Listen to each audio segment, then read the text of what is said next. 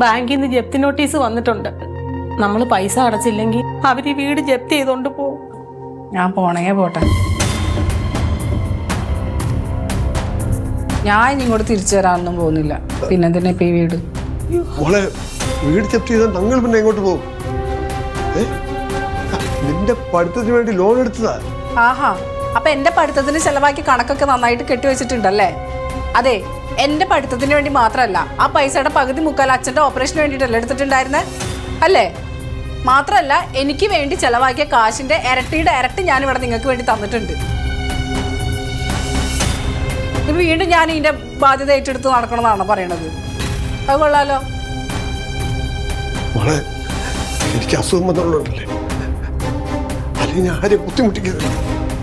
ഞാനും ആരെയും ബുദ്ധിമുട്ടിക്കുന്നില്ല. അതുകൊണ്ടാണ് ഞാൻ എന്റെ കാര്യം നോക്കി മനസമാനമായിട്ട് പോയി ജീവിക്കുന്നത്.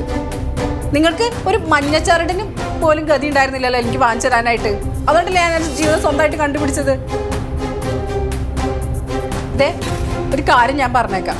അവിടെ എനിക്ക് കുടുംബമൊക്കെ ഉള്ളതാ. ഒരു വീട് ഞാൻ അവിടെ വാങ്ങിച്ചു വെച്ചിരിക്കുക. അതിന്റെ ലോണും കുറെ ബാധ്യതകളൊക്കെ എൻ്റെ തലയിൽ ഓൾറെഡി ഉണ്ട്. അതും കൂടാണ്ട് ഇനി ഇതിന്റെ കൂടെ അടച്ചുണ്ടാക്കാൻ എനിക്ക് പറ്റില്ല. അതെ, ഇതിലൊരു 15,000 രൂപയുണ്ട്, അത് വെച്ചോ.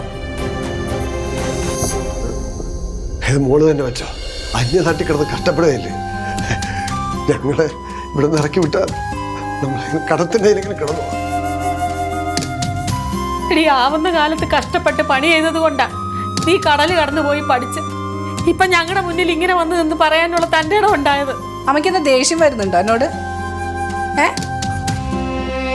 ഇതിപ്പോ വേണോ വേണ്ടേ? വേണ്ട, നീ ഇങ്ങനെ മാറിപ്പോന്ന് ഞങ്ങൾ പ്രതീക്ഷിച്ചില്ല. ഇല്ല, ഒന്ന് പതുക്കെ പറ. അപ്പുറത്ത് രൂപേഷേട്ടനുള്ളതാ. പുള്ളിക്ക് ഇങ്ങനത്തെ ഒന്നും കേൾക്കുന്ന ഇഷ്ടമല്ല.